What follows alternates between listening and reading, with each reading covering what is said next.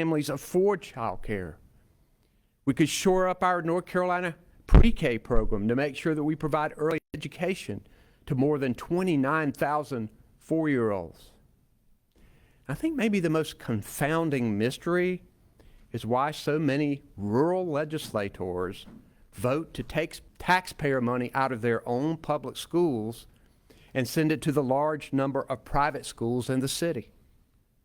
As of today, nearly a third of our counties, mostly our rural counties, have only one or either no private schools participating in the voucher program. How do they explain that to the people who send them to Raleigh?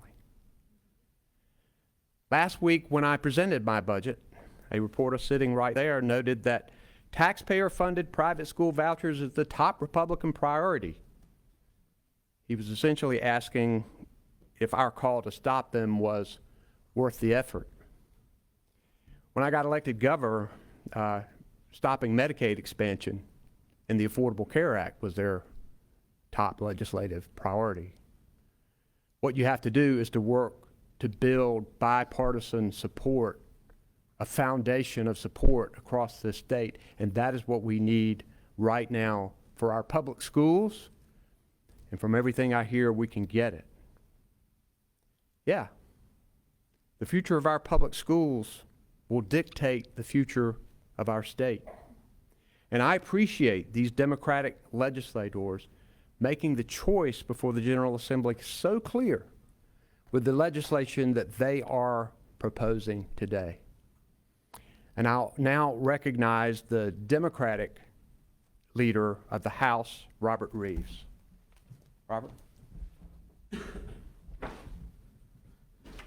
Thank you, Governor, and thank you to the advocates and colleagues of mine that have shown here today to show our support for public education. And I'm proud to stand here today with Governor Cooper and Leader Blue to talk to you about one of the most important things happening right now in our General Assembly. Again, Republicans want to hand out a massive transfer of your tax dollars to the wealthiest North Carolinians in our state, quickly advancing a bill that will unleash more than $500 million of tax money to be spent on the voucher program. Governor Cooper's already discussed the broad strokes of this scheme, and I'd like to focus on the appalling lack of oversight and accountability in their expansion of the program. What other state-funded program could send hundreds of millions of dollars into private hands with little to no oversight of how that money is spent? There have been countless articles in the past year about institutions that are taking voucher money where reporters were unable to even find a physical location for the schools in question. It's unbelievable that we would consider adding hundreds of millions of dollars into a program that already receives scant oversight and expect that to be a good return on investment for North Carolinians. As elected officials, I feel that it is our duty, above all, to be good stewards of your money. North Carolinians have entrusted us with their tax dollars, and we must take this responsibility seriously. It is important that we call out this voucher scheme so that everyone understands what's going on in Raleigh. We also can't lose sight of the context in which this conversation is happening. Our public schools need our help now more than ever. Teacher attrition rates are higher than they were last year, especially for beginning teachers. The average pay for our classroom teachers lags behind most of the nation. We used to be one of the very best states in the nation for education. Now we're struggling to reach the middle of the pack. And instead of funding our public schools and giving them resources they need, Republican leaders instead want to send money into institutions that have free rein to pick and choose what students they want to take. Public schools are here to serve every single child in North Carolina, regardless of their religion, gender identity, gender, or disability. These private schools that taxpayers are footing the bill for now cannot say the same, and this bears repeating. There is nothing wrong with attending a private school. That is the choice that North Carolina families are free to make at any time. What is wrong is a concerted effort to deprive North Carolina's public schools of the funding they need in order to funnel more than $500 million into these private, unaccountable schools that do not have to serve every student. And your taxpayer money should not be funding such a scheme. And that is why Democrats have introduced legislation that would ensure more oversight and accountability for the voucher program and to put a pause on the program for the future. Schools that accept taxpayer money through the voucher program should have to administer state tests and produce performance grades. Taxpayer dollars should be accountable to the taxpayers. We should know how these schools are performing so that parents can make an actual informed decision. They should also be required to serve students with disabilities in accordance with the federal laws that govern our public schools. North Carolinians are not being served fairly when certain schools are available only to those with means, or who look a certain way, or who believe a certain way. Public schools have to serve every child no matter what. This should not be an issue that divides us along partisan lines. Just a few months ago, Treasurer Dale Folwell said anything that is getting a taxpayer dollar needs to be held to the same level of transparency and same level of accountability as our public schools. I don't think that's a controversial statement for him to make, and it's the same thing Democrats are calling for in our legislation. Meanwhile, the Republican leadership here continues to file bills that unfairly micromanage our public school teachers while avoiding accountability completely for private schools. One of the bills they filed last week will require teachers to post every lesson plan online within 10 days of instruction. We know that's overkill. It's a double standard and it's wrong. If they want to scrutinize every last lesson plan, let's do the same for private schools if they're going to be getting this state taxpayer-funded voucher. We still have questions left unanswered by Republican leadership, even as they move full steam ahead with this expansion. Why do taxpayer dollars going into these institutions not deserve the same scrutiny that public schools receive? How do we measure student outcomes when these institutions do not have the same testing requirements? Why should taxpayer dollars go to institutions that can discriminate against which students get an education? I join Governor Cooper and my Democratic colleagues in calling for answers to these questions. Additional oversight and accountability for this massive expansion of taxpayer funding and a moratorium on any further expansion of the voucher program. Now we'll turn this over to Leader Blue. Thank you very much, Leader Reeves, and thank you, Governor Cooper. And thank all of these individuals on this stage who have the absolute concern of public education in their every thought. But I think it's critical that we understand where the taxpayer money is going and whether it's being used for student success. As it stands today, as you've heard already, we can't assure parents that their students' private schools meet academic standards, or accommodate their students' disabilities, or honor their students' individualized education plans. But the Republicans are pushing taxpayers toward pulling another $4 billion into these private schools by 2032. We need to look at the big picture for a moment and the impact this has on our public schools and on our communities. There are 100,000 students receiving private school vouchers in the upcoming school year. We stand here today fighting for those students and their families to ensure that they are getting a sound basic education. We're also here today fighting for the 1.4 million students headed to public schools in this state next fall. As the governor said, 8 in 10 students attend a public school, and we're equally responsible for the quality education for those students. We know what our public schools need. Teachers, parents, administrators, and students have told us again and again.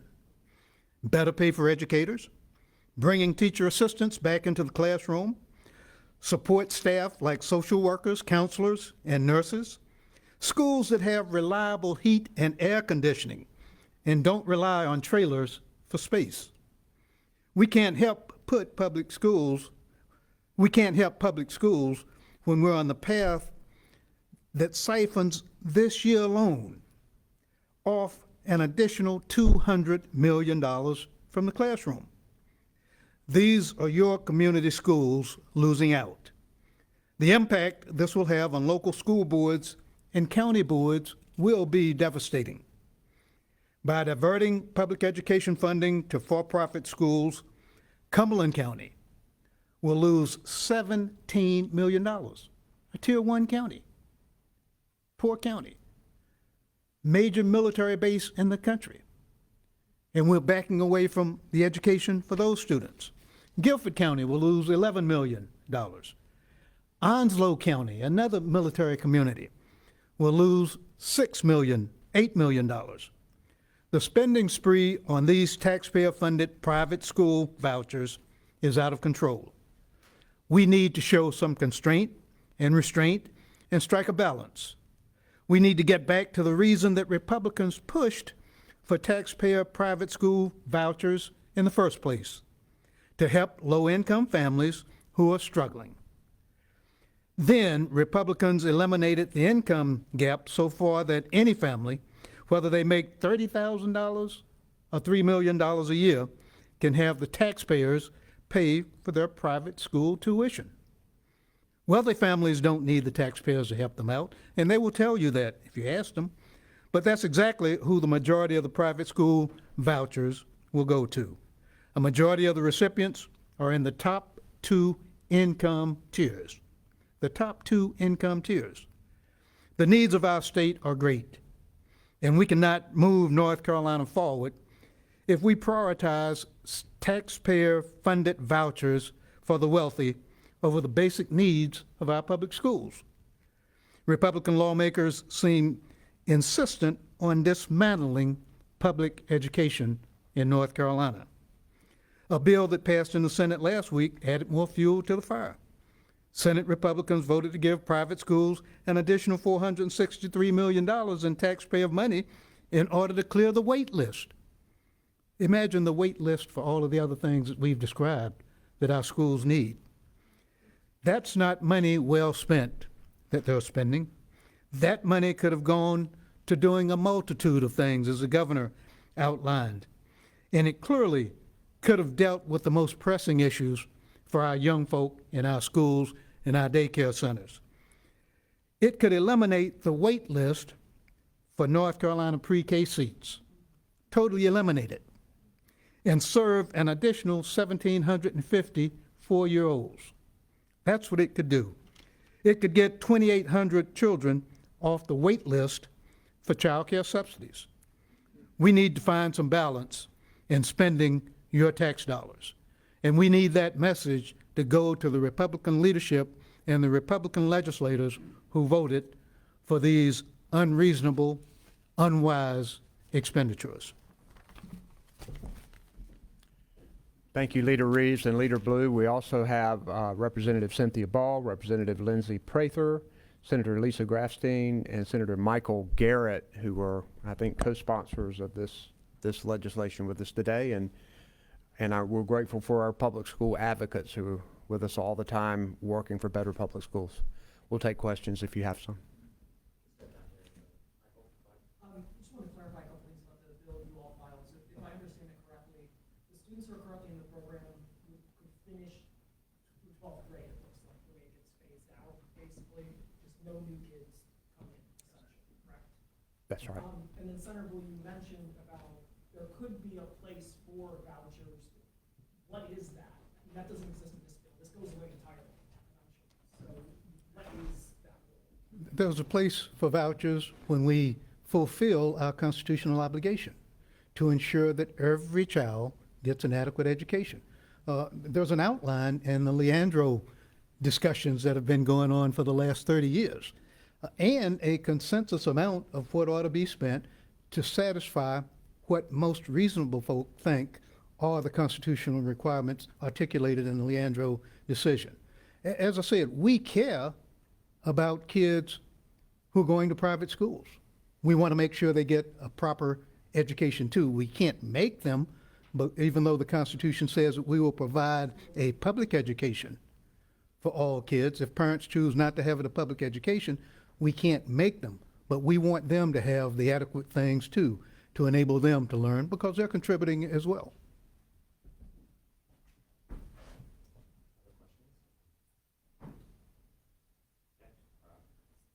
Republican lawmakers, as you know, have said that they have not cut funding, that they've in fact increased funding for public schools at the same time as they're doing this. Can you explain sort of in a nutshell why you think that's not the case? Well, we're falling further and further behind in the national rankings We are not investing what we need to invest to keep our good teachers in the classroom and to attract more good teachers into our public schools. They're still doing a remarkable job, but we do have the funding to make our school teachers #1 in the Southeast in teacher pay. And it's in the budget that I proposed. This $625 million that they're going to add to already bloated private school voucher funding can raise teacher pay 8.5%, give teachers a $1,500 bonus, and provide funding to hire teacher assistants and counselors and nurses and others to help our schools. That would be significant what we could do with this money. And then what they're going to tell you is that we don't have enough money to do it, and it's because they put this money into private school vouchers and given it to people who do not need it, people who already have their children and can already afford private school. If I could just answer on that also. And Laura, I think one of the other things you've got to notice this is that what we've done, for instance, with campaign contributions follow inflation. Now, what we could have done if we wanted to be able to say that, hey, we're allowing more campaign contributions than everybody has in the history of the world, and we could say, you know, now we're from $5,600 to $5,600.50, but we don't do that. That campaign contribution limit, somehow we figured out a formula to help that keep up with inflation. But what we're doing with schools does not keep up with inflation. As the governor said, the key point is, how is it being reflected in the overall workforce? You're never going to hear a company say, hey, imagine if Apple told its investors, we're doing great because all of our employees are leaving, all of our infrastructure is going away, our buildings are substandard, we look horrible compared to even startups right now, but we're spending more money than we ever did on the folks.